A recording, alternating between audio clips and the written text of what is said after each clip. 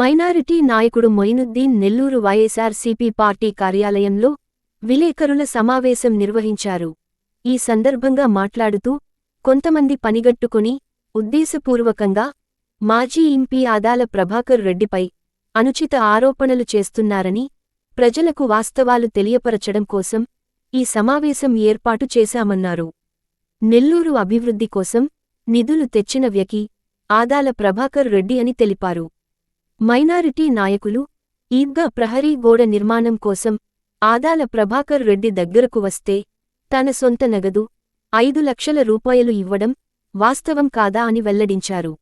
ప్రభాకర్ రెడ్డి గారు 3 సార్లు ఎమ్మెల్యేగా, మంత్రిగా, ఎంపీగా నెల్లూరు జిల్లాకు ఎనలేని సేవలు చేసినటువంటి వ్యక్తి ఆదాల ప్రభాకర్ రెడ్డి గారు. ఇది ఎవరు కూడా కాదనేది సత్యం. నెల్లూరులో ఈ రోజు రైల్వే స్టేషన్ పనులు జరుగుతున్నాయంటే, స్మార్ట్ రైల్వే స్టేషన్ గా అభివృద్ధి చెందుతున్నదంటే దానికి కారణము ఆనాడు ఎంపీగా ఉండి రైల్వే బోర్డు మెంబర్ గా ఉన్నటువంటి ఆదాల ప్రభాకర్ రెడ్డి గారు ఇది తీసుకొచ్చారు అనేది సత్యం. ఇది ప్రజలకు చాలా మందికి తెలియకపోవచ్చు, ఏడెవరో తెచ్చారు అది చేశారని.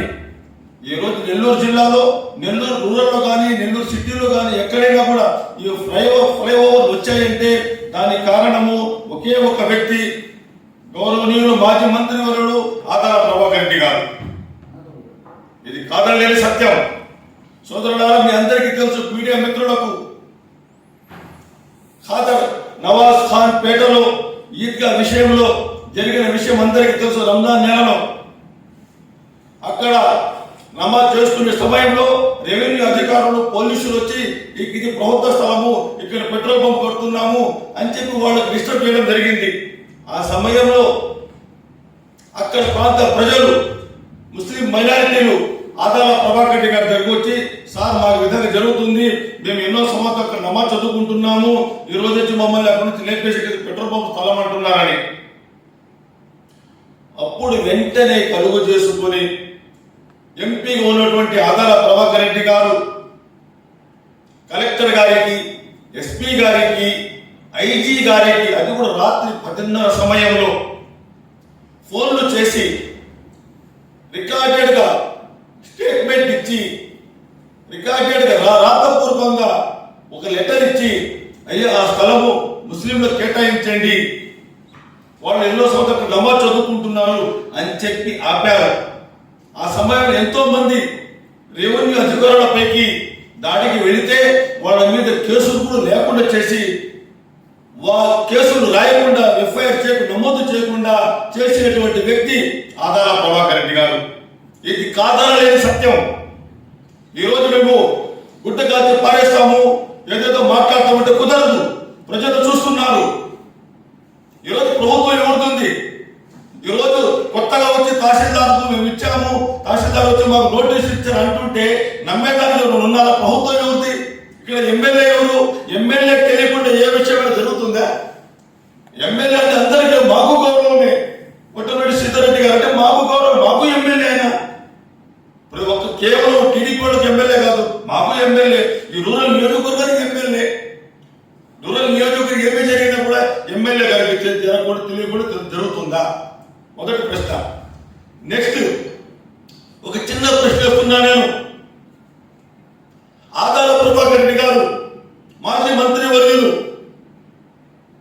కలెక్టర్ గారికి ఫోన్ చేసి, అయ్యా దాని విషయము వెంటనే పరిష్కరించని చెప్పింది వాస్తవమా కాదా?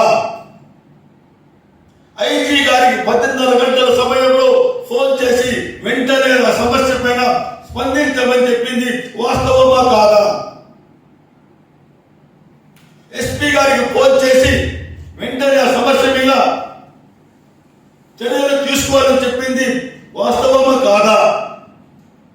సోదరులారా, ఆ ఘటనలోనే తర్వాత అక్కడ మైనారిటీలు వచ్చి, సార్ మేము ఇక్కడ ఈద్గా గోడ ప్రహారీ కట్టుకుంటామంటే తన జేబు నుండి మాజీ మంత్రి వర్యుడు ఆదాల ప్రభాకర్ రెడ్డి గారు తన జేబు నుండి విరాళంగా 5 లక్షల రూపాయలు ఇచ్చారు కమిటీ వారికి.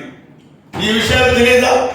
ఈ విషయాలన్నీ తెలిసి అన్ని చేసి మైనారిటీలు, ఒక మైనారిటీ కాదు, ఆదాల ప్రభాకర్ రెడ్డి గారు ఏ కులాలకు, మతాలకు అతీతంగా ఎవరైనా ఎక్కడైనా ఎటువంటి నిర్మాణం చేసుకుంటాం, మండపాలు చేసుకుంటాం అంటే కూడా అయ్యా కొంత ఎంతో కొంత ఇవ్వమంటే ఎంతో కొంత ఎంత ఎందుకయ్యా ఎంత ఖర్చు అయితే చెప్పండి అంత నేను ఇస్తానని చెప్పినటువంటి మహానాయకుడు ఆదాల ప్రభాకర్ రెడ్డి గారు.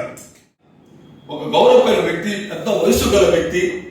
అటువంటి వారికి చిన్న అతని వయసులో, అతని సర్వీసులో రాజకీయ అంత అనుభవం అంత వయసుకు లేని మీరు ఆయన మీద చెడుగా మాట్లాడడం, ప్రజల్లో తీసుకుపోవడం, ఈ విధంగా చేయడం మంచి పద్ధతి కాదు. ఈ విధంగా ఇంకొకసారి జరిగితే, ఇదే విధంగా జరిగితే కఠిన నిర్ణయాలు తీసుకోవాల్సి ఉంటుంది.